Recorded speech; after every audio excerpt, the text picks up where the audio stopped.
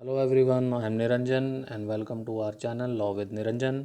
Today we are going to discuss arrest of persons part 3. In this part we are going to discuss section 42. इस part में हम लोग section 42 देखेंगे, discuss करेंगे। इस last part में पार्ट 2 में हमने 41 पे डिस्कस किया था कि किस तरह से पुलिस आपको अरेस्ट कर सकती है विदाउट वारंट। कुछ 9 कैटेगरीज उसमें हमने डिस्कस की थी। इस 42 में हम लोग डिस्कस करेंगे कि पुलिस आपको विदाउट वारंट अरेस्ट कर सकती है किस बेस पे, अगर आप उनको अपना name and address correct information के साथ प्रोवाइड नहीं कराते हैं या उसको आप रिफ्यूज़ करते हैं तो आपको अरेस्ट किया जा सकता है। तो let's start. It's a very very easy section. 42 sub clause 1 में कहता है, स्टेट्स दैट कोई भी पर्सन जो है अगर पुलिस ऑफिसर की प्रेजेंस में नॉन कॉग्निजेबल ऑफेंस को कमिट करता है या अक्यूज्ड है committing a non cognizable offence, at that time police officer अगर वहाँ पर है, प्रेजेंस है उसकी पुलिस ऑफिसर की, तो उस पर्सन को वो पकड़ सकता है। पकड़ के उसका नेम एंड एड्रेस पूछेगा और वो पर्सन अगर रिफ्यूज़ कर देता है और फॉल्स इन्फॉर्मेशन देता है रिगार्डिंग हिज और नेम एंड एड्रेस, तो उसको पुलिस ऑफिसर विदाउट वारंट उसको अरेस्ट कर सकता है। मीन्स मान लो कोई पर्सन है, उसने कोई ऐसा नॉन कॉग्निजेबल ऑफेंस किया है। नॉन कॉग्निजेबल ऑफेंस का मीन्स हुआ कि नॉन सीरियस नेचर के क्राइम। एक कॉग्निजेबल ऑफेंस हमने देखा था, एक नॉन कॉग्निजेबल ऑफेंस होता है। इसमें अगर उस पर्सन से अगर पुलिस ऑफिसर एड्रेस और नेम उसका पूछता है तो या तो इफ़ वो मना कर दे या रिफ्यूज़ कर दे और वो फॉल्स इन्फॉर्मेशन दे दे, तो उसको सस्पिशन के बेसिस पर उसको अरेस्ट किया जा सकता है कि आपको अरेस्ट किया जाता है और फिर आपसे वहाँ फर्दर आगे इन्वेस्टिगेशन होगा। बहुत सिंपल सा है। 42(1) सेम एज़ 42, ये 3 नहीं है। This is 42 sub clause 2। इसमें क्या होता है, सपोज़ किसी पर्सन ने अपना ट्रू नेम और रेजिडेंस का एड्रेस ट्रू दे दिया तो उसको रिलीज़ भी कर देते हैं इजीली। हाँ, रिलीज़ करने से पहले उससे एक बॉन्ड ले लेते हैं, या तो इफ़ श्योरिटीज़ के साथ और विदाउट श्योरिटीज़, कि वेनेवर हमें जब भी नीड होगी कि आपको मजिस्ट्रेट के आगे अपीयर होना है तो आप आएंगे। इस तरह का ये बॉन्ड फॉर अपीयरेंस आपसे ले लिया जाएगा। एंड सपोज वो पर्सन रेजिडेंट नहीं है इंडिया का, तो बॉन्ड तो उससे भी लेंगे, लेकिन वो जो श्योरिटी होगी, जो श्योरिटी देगा बॉन्ड देते वक्त कि यस मैं श्योरिटी लेता हूँ, वो पर्सन जो होगा वो रेजिडेंट होगा इंडिया का। यानी 42 सब क्लॉज 2 कहता है कि सपोज़ किसी पर्सन ने अपना ट्रू नेम और एड्रेस दे दिया और वो कंफर्म हो गया तो उसको रिलीज़ कर दिया जाएगा, लेकिन रिलीज़ करने से पहले उसे एक बॉन्ड भी ले लिया जाएगा विद श्योरिटी और विदाउट श्योरिटी, कि वेन एवर नीडेड मैजिस्ट्रेट के आगे आपको अपीयर करना होगा तो आप ये बॉन्ड दे के जाएँ हमें कि यस मैं अवेलेबल रहूँगा। एंड सपोज़ अगर वो पर्सन इंडियन रेजिडेंट नहीं है तो उसका जो बॉन्ड लेंगे तो श्योरिटी देगा वो इंडियन रेजिडेंट होना चाहिए। ये आपको 42(2) था।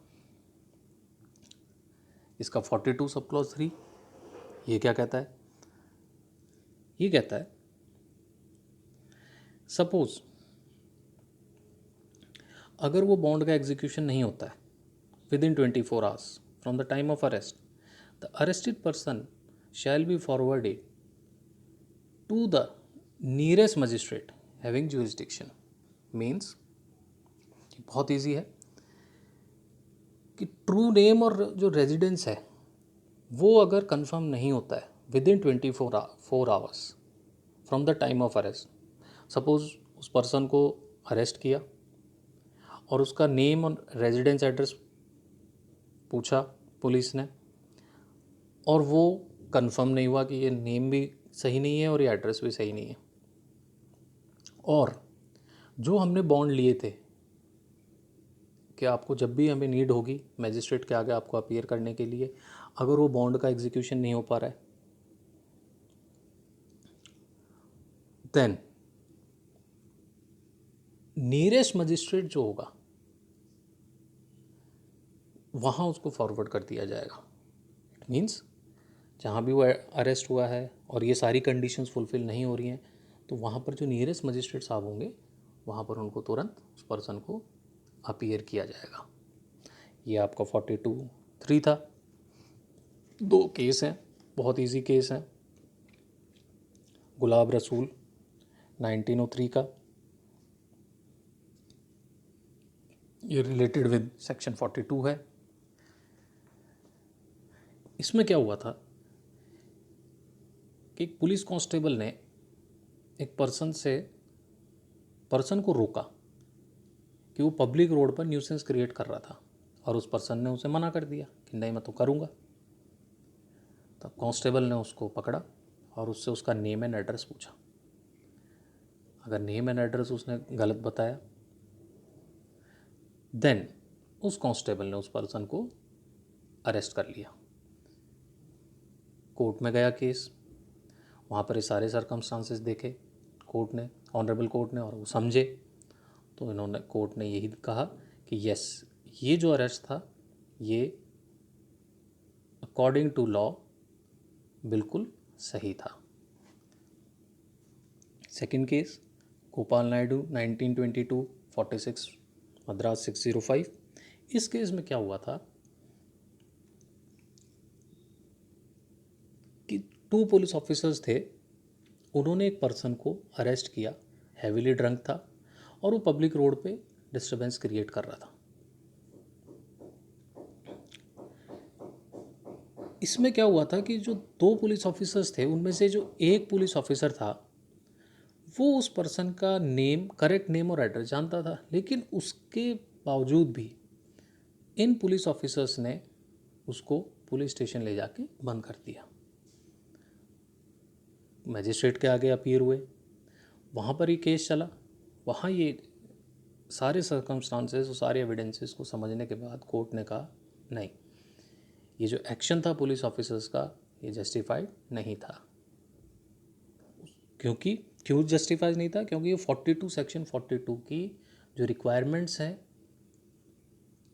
उसको ये फुलफिल ऑलरेडी कर रहा था, कि उसका नेम भी सही था, उसका एड्रेस भी सही था, और पुलिस वाला उसको जानता था कि उसका नेम भी सही है, एड्रेस भी सही है, लेकिन उसको जानते हुए भी उसको पुलिस स्टेशन में उसको कन्फाइन किया गया। दिस इज़ 42 कि arrest on refusal to give name and address. So that's all friends. अगर आपको मेरे वीडियो इन्फॉर्मेटिव लग रहे हैं, अच्छे लग रहे हैं, तो please like my channel, subscribe my channel and share my channel. And this is not my channel, ये आप लोगों का चैनल है। जितने ज़्यादा लाइक करेंगे मेरा मोटिवेशन बना रहेगा, मैं और अच्छी इन्फॉर्मेशंस और अच्छे लॉ के टॉपिक्स पे मैं अच्छा सा बेस्ट से बेस्ट डिस्कशन करूँगा आप लोगों के साथ, आपको एक अच्छी इन्फॉर्मेशन शेयर करूँगा। Thank you all.